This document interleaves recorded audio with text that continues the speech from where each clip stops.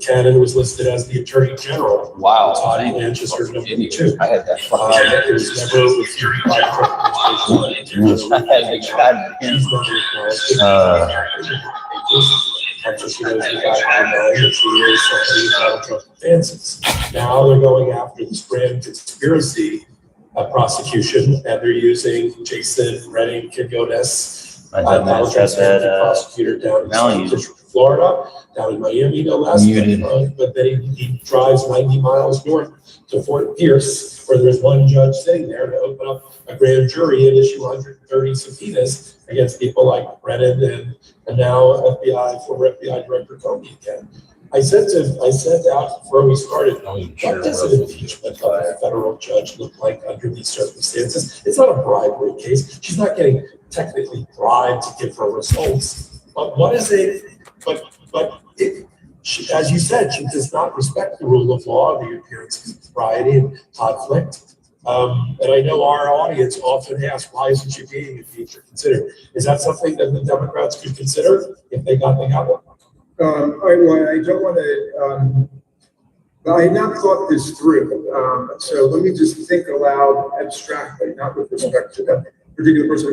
Say a judge, the Republicans just had a big special order session on the House floor about Sharia law, right? And I said, you guys can calm down. We've already got a rule against Sharia law. It's called the First Amendment to the Constitution, and it forbids the imposition of Sharia law or Christian law or Jewish law or the Analects of Confucius or you name it. None of that could be imposed law. So let's say you had a judge who said, you know what? And they came out and they said, I am not going to decide according to the Constitution, and I'm not going to decide according to federal law and state law.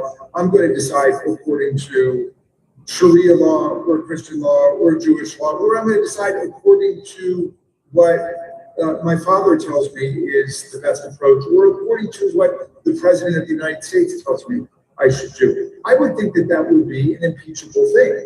If a judge openly proclaimed they're departing from the rule of law. So the tricky question is, well, what if they don't explicitly declare they're departing from the rule of law, but that's actually what they're doing?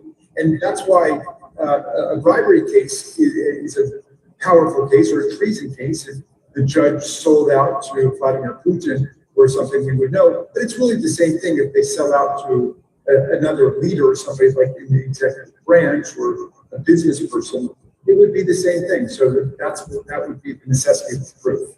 Yeah, that's a good framework. We got a Supreme Court oral argument, first time in 100 years, we revisit birthright citizenship. It scared a lot of people, scared the crap out of a lot of people, and then it separated into two parts, right? It's got the CASA case, and I know that the Democrats filed an amicus brief about that, and ultimately resulted in Amy Coney Barrett signing the majority a rule about nationwide injunctions and taking that power away from district court judges, or at least limiting it. But then the underlying substantive argument, case about what the 14th Amendment Citizenship Clause means coming out of our Civil War, and whether it applies only to newly freed slaves, which Donald Trump proclaimed today, or it relates to what it says, which is all persons. And born or naturalized in the United States. But yet, despite the clarity of that language in the 14th Amendment, we are having an oral argument about it on Wednesday. Well, I mean, if it meant to apply just to the freed slaves, why is the word naturalized in there? All persons born or naturalized in the United States. I mean, obviously, the enslaved people were here in America, either born but never naturalized. But that word would make no sense. Look, it cuts against a century of understanding of what happened in the passage of the 14th Amendment.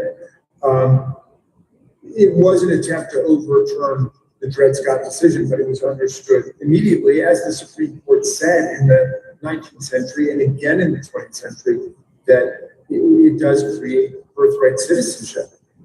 in the country. And I'm glad that the boss, Bruce Springsteen, has now given the ACLU the right to use Born in the USA for the purposes of TV commercials explaining this principle.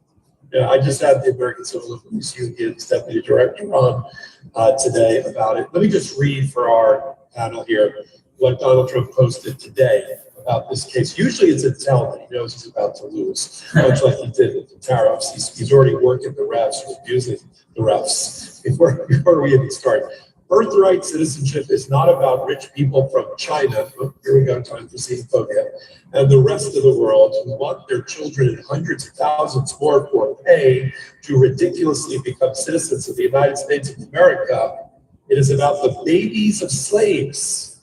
We are the only country in the world that dignifies the subject with even discussion. Look at the dates of this law legislation, the exact end of the Civil War. The world is getting rich selling citizenships to our country, while at the same time laughing at how stupid our U.S. court system has become. Tariffs, exclamation mark, dumb, here's a quote, I guess, by Donald Trump, quoting himself.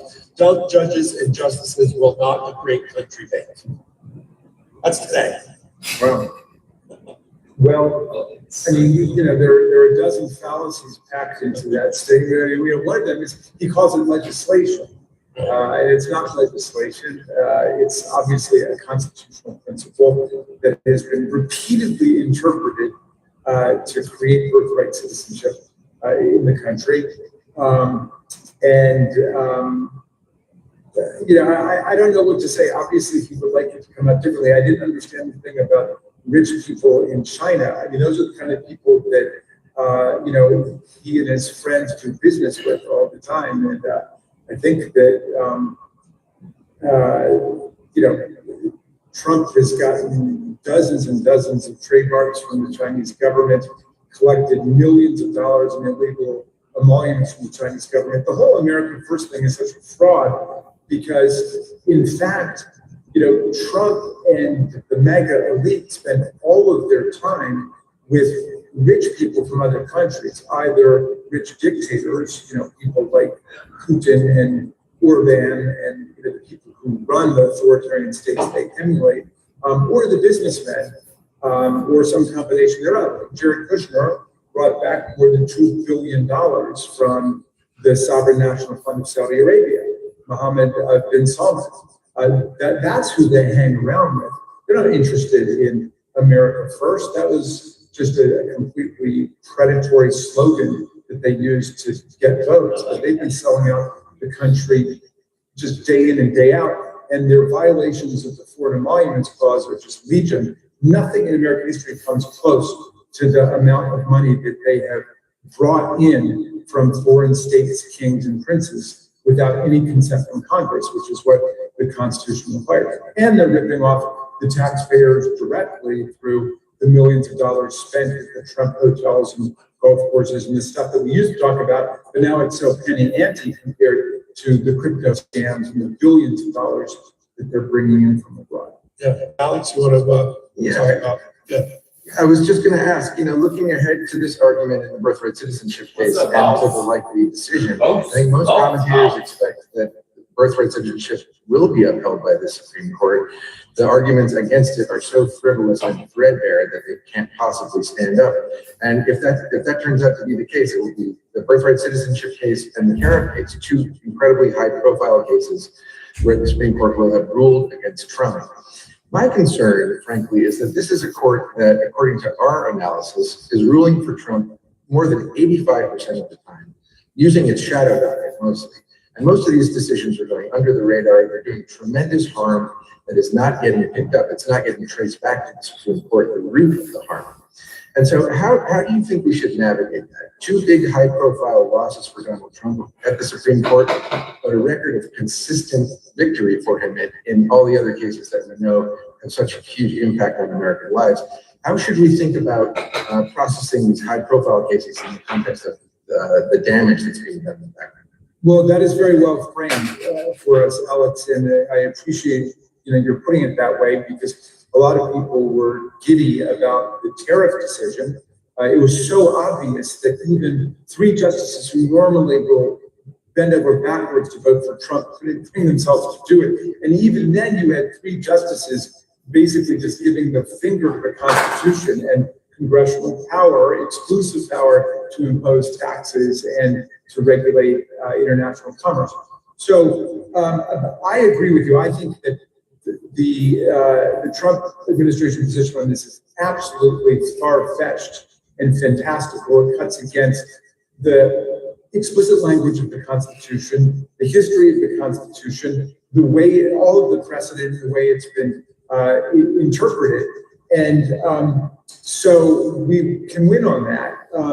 That might give the Roberts Court more positive mileage than they deserve for the reason that you say, which is that, you know, in a lot of the key decisions that are coming out of the federal district courts, which are against the Trump administration, they're just summarily flipping them over when they get into the shadow docket. And the ones that are of most concern there, and here is my answer to your question on how we deal with it, we've got to keep the focus on the right of people to vote and for there to be free and fair elections in America. They've already basically, you know, bisected and imploded the Voting Rights Act in Shelby County versus Holder in 2013, where they amputated Section 5, the pre-clearance requirement.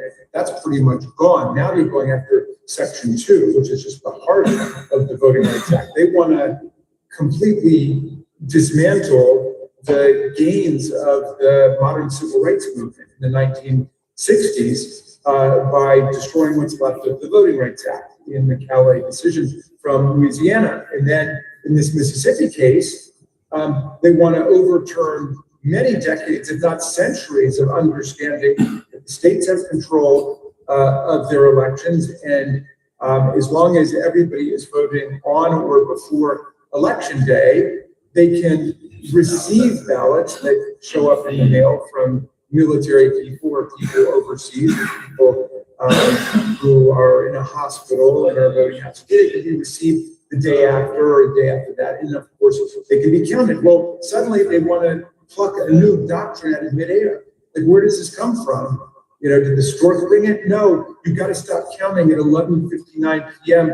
and 59 seconds on the day of the election, right? It's just utterly fraudulent. And that's where the court, on cases like that, that's where Chief Justice Roberts and our more moderate conservative bloc is siding with the 3 just, you know, Trump sycophant loyalists. And that's what's so dangerous, that they're going to try to steal the democracy away from us by constricting the electorate and reducing the right to vote. Yeah, having heard that oral argument, I said, oh, this will be good, when I heard Amy Coney Barrett and Roberts talking about, well, your argument's inconsistent, intellectually inconsistent. What about early voting? I mean, that wasn't recognized by the 18th. A lot of people have no idea, saying that's not right, and or forgotten about the rich Republican and or Republicans that bought those voting machines, the Dominican, whatever the hell they were called, It'd be great if they actually sued that dumbass My Pillow guy.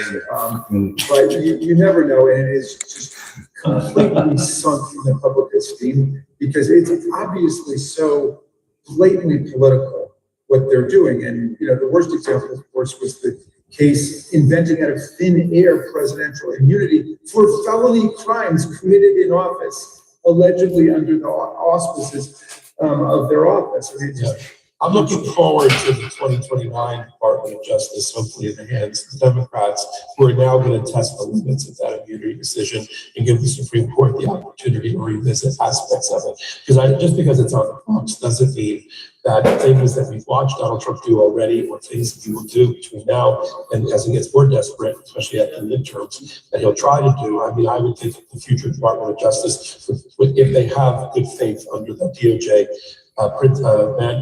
Emmanuel and others, they would take a shot at maybe even Trump again.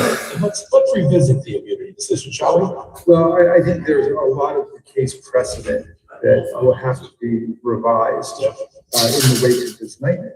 I mean, Trump has transformed our entire system of rule of law. Going to work and a justice coworker around was is saying, vendettas. it's still when Joe was president. Why? He was like, oh, I thought it was after Trump got found guilty on this 34 charges. And he walked into work, he was like, well, I thought Trump had immunity. Now that Eric Like, Swalwell dude. is counted to be. And or even if that is true, Trump's a citizen. Who's also. So that would mean Joe Suddenly now. has immunity also. But of course, Joe didn't use it. 10-year-old, Chinese person poor who worked Joe. for Eric Swalwell and may or may not have been connected to the Communist Party or not, unbeknownst to him. No criminal charges were brought related to somebody who's referred to as Fang. And now we have Kash Patel ordering the San Francisco office of the FBI to release some sort of redacted version of it on where somebody has not been accused. What country are we living in? Well, it is dumbfounding. I mean, it is a sign of how far we've strayed that this is where things have come to. So Eric Swalwell is a sitting member of the U.S. Congress. He is a candidate for governor of California.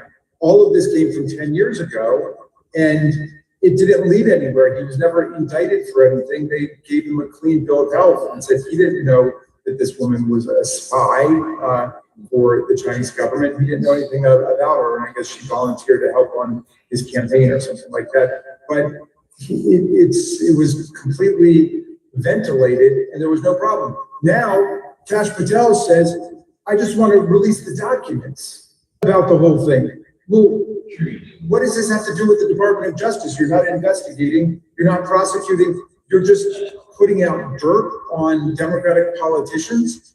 And, I said that to somebody in one of the shows, and then one people said, well, you want to, put out all of the materials about the Epstein files. I said, yeah, there's a federal law that mandates that Congress has passed a law to release that because of very likely corruption of the justice system when there was a 60-count federal indictment ready to go, and they traded that in for the sweetest of sweetheart plea bargain contracts, one count on state charges of solicitation and prostitution. So yeah, there's a lot for us to look at there, but any event, Kash Patel should bring it to the U.S. House and U.S. Senate that he wants to release that stuff, that garbage about Eric Swalwell from 10 years ago. And if we pass it, then by all means, otherwise they should get back to work. And again, I'm stating that charitably, but they should get back to doing whatever, is remotely connected to what the Department of Justice should be doing. And lastly, do you think Pam Bondi shows up or Clover drops the subpoena for the Oversight Committee of the Epstein files? Yeah, I think he's going to, if I had to bet, knowing Chairman Comer, that in his, inimitable, incompetent way, he participates in the issuing of the subpoena. It's all set. Then Bondi comes forward and says, well, actually, I want to appear a few weeks before in a roundtable, and anybody can ask me whatever they want. In 3 minutes, she makes no opening statement, and the only thing the Democrats are saying is, this is not in lieu of your subpoenaed appearance before the committee under oath, right? You understand that? And her only answer was, I will follow the law. I will follow the law, right? And they keep saying, they're still coming, right? They're still coming. Obviously, Comer thinks he's somehow slick or clever. I mean, you can see right through everything he's doing that somehow this little chit-chat session, not under oath, would substitute for this subpoenaed appearance under oath. But I bet you that they drop it and fight about it. They are in full Stonewall cover-up mode with respect to the Epstein files. And Pam Bondi is right there at the center of it, along with Todd Blanche, who was Trump's lawyer, who arranged that very sweetheart transfer of Ghislaine Maxwell from a more secure prison facility to a prison camp in Texas, where she gets all kinds of special Trump hotel style treatment. She gets meals delivered to her cell. She gets to work out when she wants to work out. When the other inmates aren't there, she gets to send emails to the warden, who is acting like a member of her cell, and she gets access to a therapy puppy. And well, at least our audience here at ELAF will take some solace and comfort knowing that at the very least, Grandma is going to be back under your gaze, another judiciary committee oversight, hearing in the not too distant future. And I'm sure some of those same questions will be coming up. I've got Representative Summer Lee coming on with me tomorrow to talk about what went down in that hallway, including her, Comer using the P word against her. Oh, I'm gonna listen to that. I will watch that. Yeah, it was nice because I did a video about what had transpired and called out Comer for what he did to Representative Lee, and she jumped onto my video and not only liked it, but left a comment in support of it. And basically, like, anytime with a court reporter, this is swearing it. I was like, oh, Representative Lee, you have to come on and talk to me. So that It was great being with you.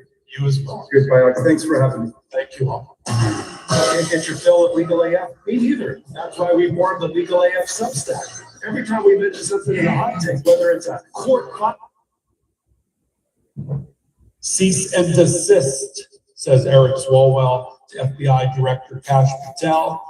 Representative Swalwell, representative from California, leading candidate for the governorship in California. He just sent a cease and desist letter in the last few hours to Kash Patel. The FBI director figured out that there were maybe 10-year-old investigative files about somebody who may or may not have been part of the Chinese government or Chinese Communist Party that worked for a time as a fundraiser for Eric Swalwell. That did not result in any criminal charges against anyone, not even the woman, Christine Fang, known as Fang Fang, or against Eric Swalwell, nor House ethics charges against them. So why are the files being threatened to be released and ordered to be released by Kash Patel? Maybe it has something to do with the fact that Eric Swalwell is now also the leading candidate to be the governor of California. And Eric Swalwell's lawyers have hit the Department of Justice and the FBI with a cease and desist letter that if they don't confirm that they're not going to release those files, his lawyers, including Sean Hecker, who I know about, and I've used before in my life as a lawyer for one of my clients, and Norm Eisen are going to be running in to federal court to block the release of those files. We live in a country where people are presumed innocent until proven guilty. And investigative files where Eric Swalwell was not even the target should not be released. Why are they? Political hatchet job. We know that Kash Patel had for being called a domestic terrorist by the president and his leadership? No, sir. Why not? Sir, I welcome the opportunity to speak to the family in private, but I'm not going to comment on any active investigation. Is she a domestic terrorist? Sir, I'm not going to comment on the investigation. And the president and Secretary Noem are elected officials. That's their right to their comments. But as career law enforcement, we won't speak to anything. Do you agree with her comments? Sir, I'm not going to go ahead and talk about any ongoing investigation. Will you apologize to the family of Alex Petty for also being called a domestic terrorist? Sir, again, I'm not going to speak to any ongoing investigation. Mr. Lyons, your staying to lead ICE is a decision. Sir, I'm sorry. Your staying on to lead ICE is a decision. I've read your background. You have a decorated career. You served in the military. You are what I would call otherwise employable. I think most people would agree this is not the only job that you can get. But since you've been on this job, women have been dragged by their hair through our streets. A 6-year-old child battling stage 4 cancer has been deported, and it turns out to be a U.S. citizen. People are running through the fields where they work. People who've gone to the streets as allies have been shot and publicly executed. It's a decision to stay on at this point. Considering your honorable service in the past and the dishonorable acts that those who have worked for you have conducted, the disgraceful statements that the leadership above you have said, you now have a decision. Will you stand with the kids who you're supposed to protect, or will you side with the killers bringing terror to our streets? Mr. Lyons, will you resign from ICE? No, sir, I won't. Why not? Because, sir, that child that you're showing right there, the men and women of ICE took care of him with his father abandoned and ran on. Time has expired. You never should have gone. Time has expired. Eric Swalwell was also one of the House managers for the second impeachment of Donald Trump. And here's a clip of him, just so you remember all the things about Eric Swalwell. Here's a clip of him talking about those impeachment proceedings.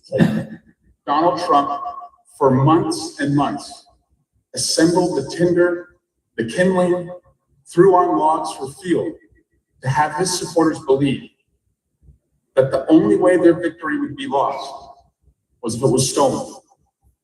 So that way, President Trump was ready, if he lost the election, to light the match. Instead of accepting the results or pursuing legitimate claims, he told his base more lies. He built this mob over many months with repeated messaging until they believed that they had been robbed of their vote.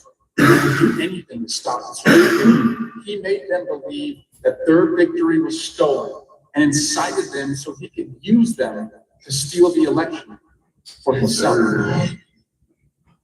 So this is, as the letter has been written by the lawyers for Representative Swalwell, Sean Hecker, have said to Kash Patel and the Department of Justice and FBI that this is a violation of the Privacy Act of 1974 to release those files. It's a violation of the First Amendment because, of course, as you saw, Swalwell is a tremendous and powerful critic of the Trump administration, and therefore it should come to an end. I think this will be a powerful moment in front of a federal judge as well. By the way, while I have you here, just for a moment, two of our podcasts, The Intersection and Legal AF, with these types of things. Back to Eric Swalwell for a moment. So Swalwell has the goods on the Trump administration, and we know it. Let me just read to you from the letter that was written. The congressman has never been accused of wrongdoing in that matter. In your attempt to release the files, a transparent attempt to smear him and undermine his campaign for governor of California. Your actions threaten to expose you, others at the FBI, and the FBI itself to significant legal liability. The release of the investigative files would violate long-standing Department of Justice rules, including those barring federal agents from using their authority to attempt to influence an election. Any attempt to undermine this campaign through the release of the files would run afoul of Section 9.85.500 of the Justice Manual, which explicitly states that agents may never select the timing of any action, including statements, for the purpose of affecting an election or for the purpose of giving an advantage or disadvantage to any candidate. 10-year-old files about Fang working in Swalwell's office that did not lead to criminal charges. They're being released now in 2026. Oh, why would that be? It's a violation of the Hatch Act. It's a violation of the Department of Justice Manual. It's unheard of. We asked Jamie Raskin, Representative Raskin, the ranking member of the Judiciary Committee, who will have Kash Patel in his sights soon enough, why he is, what his position is on Eric Swalwell. Here's what he had to tell me. So on that note, let's close then, Representative Raskin, with your valuable time talking about the weaponization again of the FBI under Kash Patel. You know, it's a captured agency along with the Department of Justice by Donald Trump. And now that Eric Swalwell is the leading candidate to be the governor, replace Gavin Newsom, who's terminated it out, who's also running for president. Suddenly now we're hearing about the 10-year-old, a Chinese person who worked for Eric Swalwell and may or may not have been connected to the Communist Party or not. Unbeknownst to him, no criminal charges were brought related to somebody who's referred to as Fang. And now we have Kash Patel ordering the San Francisco office of the FBI to release some sort of redacted version of it on where somebody has not been accused. What country are we living in? Well, it is dumbfounding. I mean, it is a sign of how far we have strayed that this is where things have come to. So Eric Swalwell is a sitting member of the U.S. Congress. He is a candidate for governor of California. All of this came from 10 years ago, and it didn't lead anywhere. He was never indicted for anything. They gave him a clean bill of health and said he didn't know that this woman was a spy for the Chinese government. He didn't know anything about her, and I guess she volunteered to help on is categories. You can vote in the notes below. And that would really help all that we do here in the legal AF universe. And so my next report, I'm Michael Popak, and I got some big news for our audience. Most of you know me as the co-founder of Meidas Touch's Legal AF and the Legal AF YouTube channel. Or as a 35-year national trial lawyer. Now, Bill.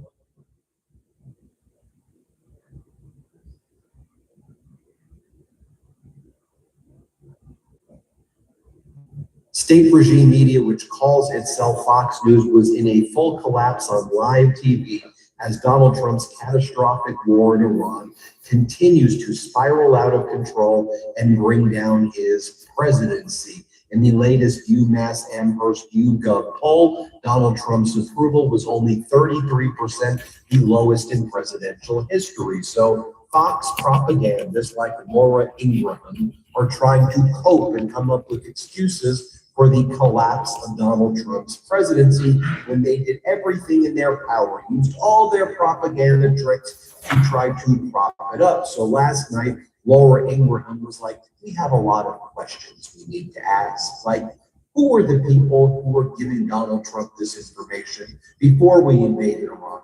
Who gave Donald Trump the briefing? Did they brief him at all? So Laura Ingraham trying to shift the blame to what people like Pete Hegseth and people like the chairman of the Joint Chiefs of Staff and others, but not your dear Donald.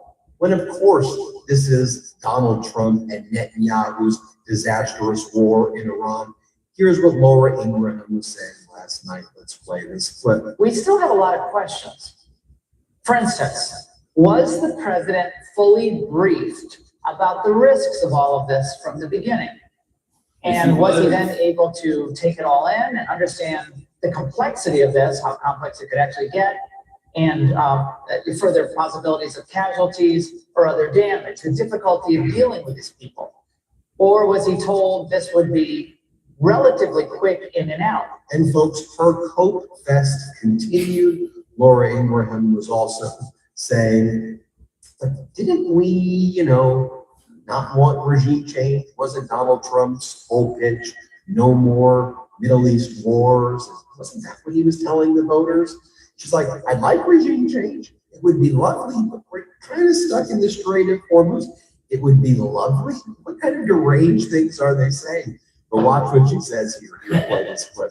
Well, for sure, Congressman, but you just threw in regime change. Like if President, that would be phenomenal. Obviously, it would be great. But we don't even have the strait fully open yet for safe passage of all these tankers. So that wasn't what the American people thought they were getting with President Trump when they elected him, was someone who wanted regime change in Iran. We wanted to eliminate them as a threat. And I think the administration itself has said that regime change fairly consistently, although it would be great, is not their goal. Am I missing something here? Because again, I think like we're leapfrogging to regime change, again, which would be fabulous. And then Laura Ingraham had this Gaston Arroyo, and they both started mocking Lindsey Graham, one of the architects with Donald Trump of this disastrous war in Iran. That's how they're coping as well. Lindsey Graham, one of the people that Laura Ingraham was clearly referencing in the earlier clips that I showed you. And Lindsey Graham was spending the past 24, 48 hours in Disney World, and he had this bubble gun that, by the way, my little daughter loves. While he was at Disney World, he was waving it around at Magic Kingdom. And Laura Ingraham and her guest Roy are like, yeah, it's kind of weird. And they refer to Lindsey Graham as single and childless Senator Lindsey Graham dropped into Magic Kingdom to play with his pink bubble gun. That's how they're referring to it on state regime media. Here, play this clip right here. Single and childless South Carolina Senator Lindsey Graham dropped into the Magic Kingdom in Orlando, Lord. He claims he was doing business in Florida, a lot of it at Chef Mickey's at the Contemporary Resort. You can see Mickey in the background. And then he was later seen walking through Fantasyland with a pink bubble gun. What is Lindsey doing? I don't know why he's there, but it's a very weird world after all, I guess. No, it's a very small world, I would say, that The ride still haunts me, Raymond. Then Laura Ingraham is talking to this MAGA Republican Congress member, Pat Fallon. And she's like, all right, like, we recognize that Iran is not Venezuela. Like, you see the struggle as Fox is like, oh, we're not going to be able to defend this. We're not going to be able to defend this. I'm going to play this clip. So I honestly do not see, frankly, Laura, an end to this unless we absolutely break their back, and that's going to involve at least American special operators on the ground, allies in the region, the Kurds in the north, and then the Iranian people to rise up, because 80% of them hate this regime. Well, they don't have weapons either, so it's a little tough to have a revolution when nobody on the ground is armed. Congressman, it's very complex. It's a lot more complex. It's not Venezuela. It's more complicated than that.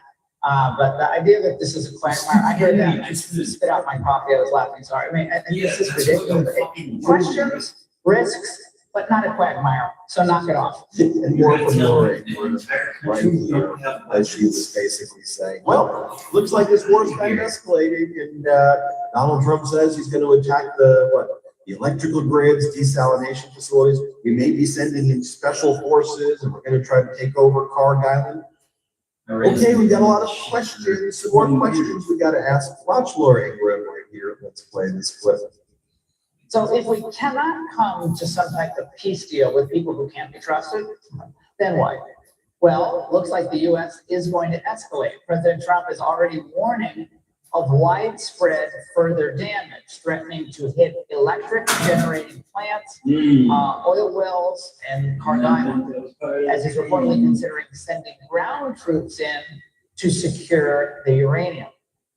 Now, knowing what little time we have and how quickly this can spiral out of control, we still have a lot of questions. I'm Michael Popok, and I got some big news for our audience. Most of you know me as the co-founder of Meidas Touch's Legal AF and the Legal AF YouTube channel, or as a 35-year national trial lawyer. Now, building on what we started together on Legal AF, I've launched a new law firm, the Popok Firm, dedicated to obtaining justice through passionate and zealous legal representation. At the Boycotting firm, we are focused on obtaining justice for those who have been injured or damaged by a life-altering event by securing the highest dollar recoveries. I've been tirelessly fighting for justice for the last 35 years. So my own law firm, organically building on my Legal AF work, just feels right. And I've handpicked a team of top-tier trial fighters and settlement experts throughout all 50 states known as big auto injury attorneys, who have know-how to beat heartless insurance companies, corporations, government entities, and their attorneys. Big Auto's attorneys working with my firm are rock stars in their respective states and collectively responsible for billions of dollars in recoveries. So if you were a loved one that on the wrong side of a catastrophic auto, motor vehicle, rideshare, or truck accident, suffered a personal injury, or been the victim of medical malpractice, employment harassment, or discrimination,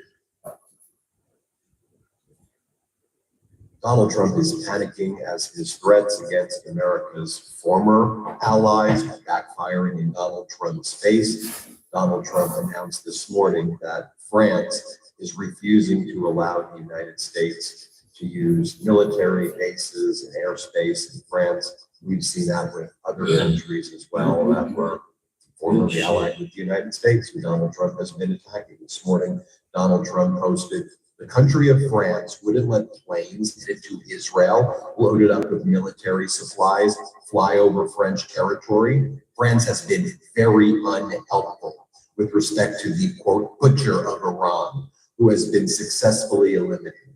The USA will remember DJT."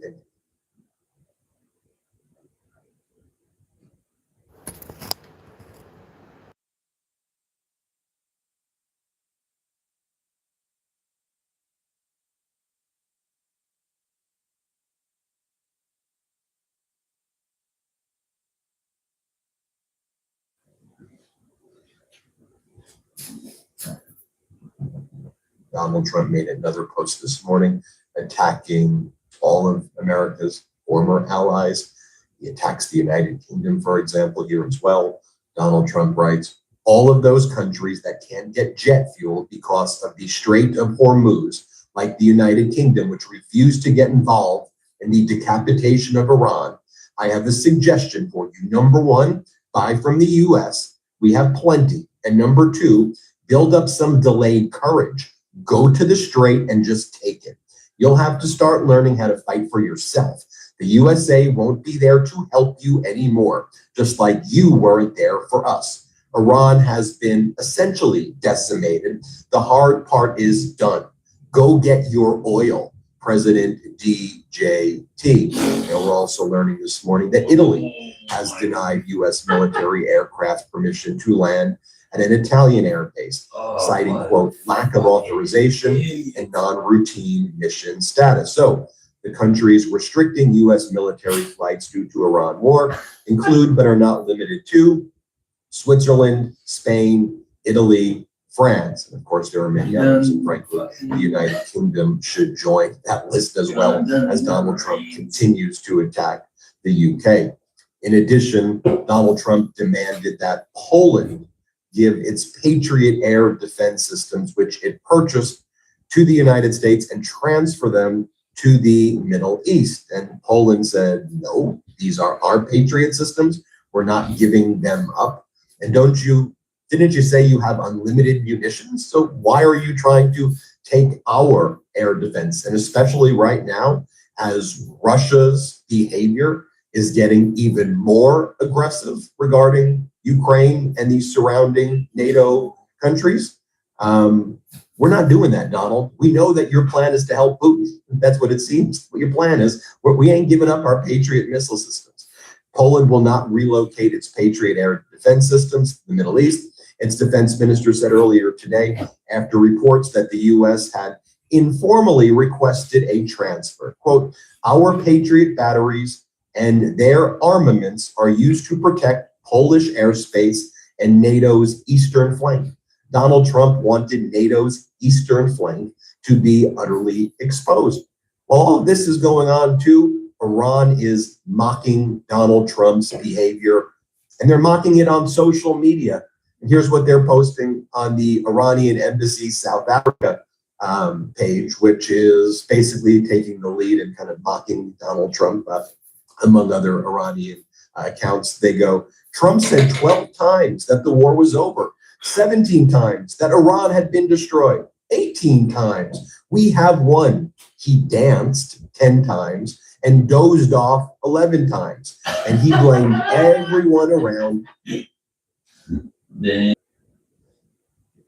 him just to avoid admitting defeat against Iran. Iran's foreign minister, Aragchi, posted the following: the war criminals in Israel are now openly and unashamedly bombing pharmaceutical companies. Their intentions are clear. What they've gotten wrong is that they're not dealing with defenseless Palestinian civilians. Our powerful armed forces will severely punish aggressors. Iran's parliament leader, MB Ghalibaf, the guy who Donald Trump claimed to be negotiating with, although Iran has denied it and Donald Trump is not negotiating with them. Trump's just making this all up. But MB Ghalibaf, Iran's parliament leader, posted a CNN article, Fuel versus Food. These Americans are cutting back. I just read about Sarah, Iran's parliament leader says, and others in the US skipping meals because gas prices keep climbing. Sad, but this is what happens when your leaders put others ahead of hardworking and ordinary Americans. It's not America first anymore. It is Israel first. And after the Financial Times, Reuters reported a story about US Defense Secretary Hegseth's broker looked to buy defense stocks before Iran attacked. Financial Times reported. Hegseth has denied it. The Iranian social media accounts posted, insider trading is illegal in US securities markets under Section 10B and Rule 10b-5. They are criminals in every respect. In addition, Iran's Revolutionary Guard Corps issued a warning that they will target 18 US technology companies if the US continues targeted assassinations of Iranian leaders beginning April 1st. The companies include NVIDIA, Apple, Microsoft, Google, Tesla, Intel, Oracle, IBM, Meta, Boeing, and others. So Donald Trump can go and say Iran's been totally decimated and obliterated, as we showed you this morning in the comprehensive update on the war. Iran continues to strike in Israel, in Kuwait, in Bahrain, in the United